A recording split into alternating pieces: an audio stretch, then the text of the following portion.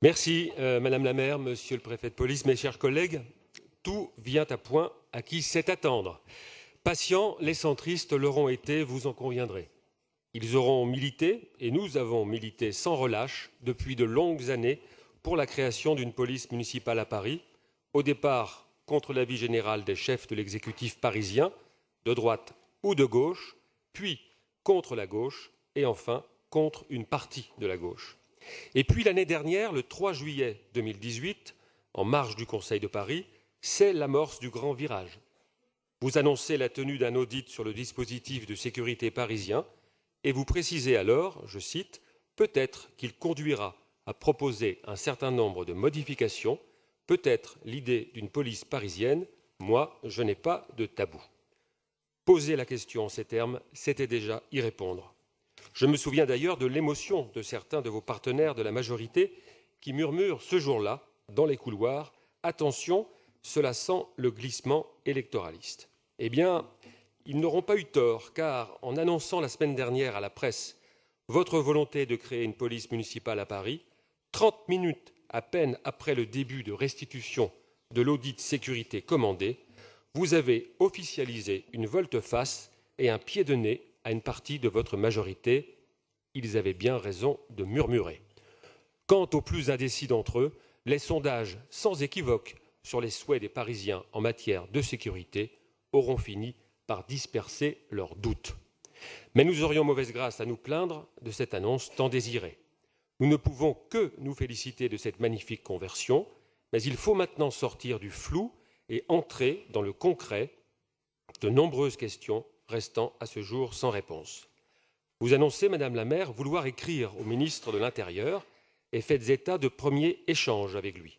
Si tel est le cas, quelle est la teneur de ces échanges? Quelle est la position du ministre sur le sujet?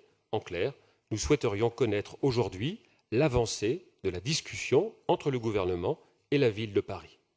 Nous aurions également aimé avoir davantage de précisions au niveau du calendrier, puisque la date de 2020 a été évoquée. Peut-on espérer voir émerger cette police municipale d'ici la fin de la mandature, ou bien devrons-nous attendre encore après les élections? Sur des points plus techniques, il conviendra également de définir et délimiter les missions, les compétences et les moyens dont disposera cette police municipale.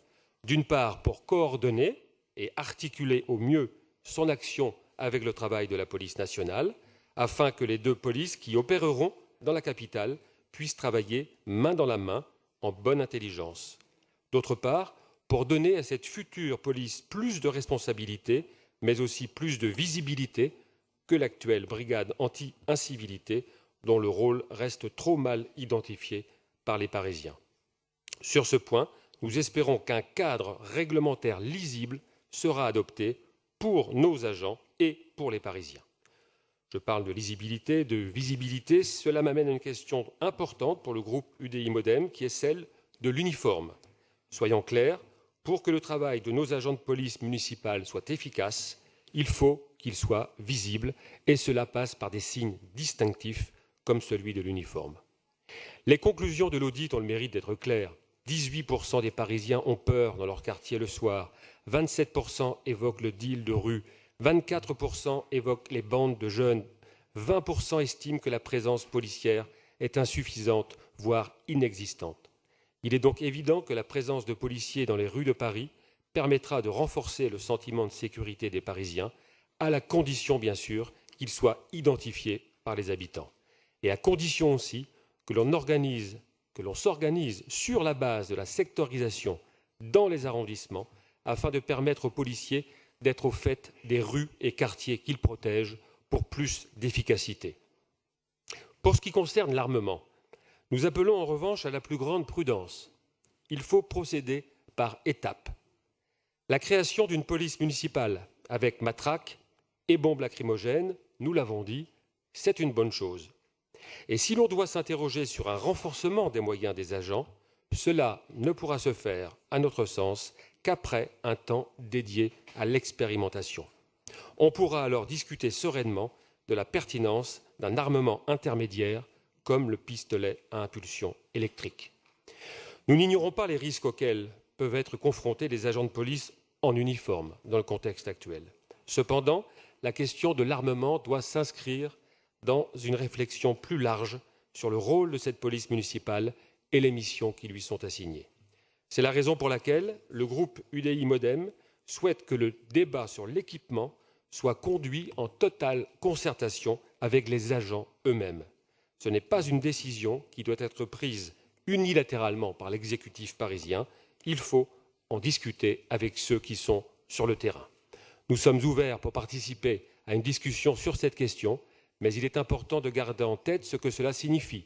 Une arme nouvelle type taser, c'est un moyen de défense supplémentaire, mais c'est aussi un niveau de responsabilité supplémentaire qui passe par des formations techniques adaptées, sérieuses, qui n'auraient rien à envier à celles de la police nationale. Vous le voyez, les débats ont changé. Nous ne parlons plus de l'opportunité d'une police municipale. Nous parlons désormais de son contenu et de ses moyens. Il faudra continuer à le faire sereinement. Telle sera en tout cas la ligne de conduite de notre groupe, malgré la période préélectorale qui s'ouvre, propice à la surenchère. Je vous remercie.